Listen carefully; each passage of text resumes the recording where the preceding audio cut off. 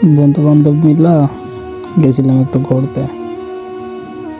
ভিডিও বানানো কোনো রকম অভ্যাস নেই, তারপরেও যতটুকু পারছি শর্টকাটে একটু ভিডিও করার চেষ্টা করছি। যদি ভালো লাগে অবশ্যই একটি কমেন্ট করবেন, আর যদি পারেন তাহলে ভিডিওটা একটু শেয়ার করবেন।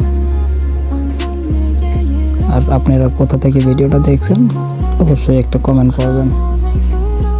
ধন্যবাদ।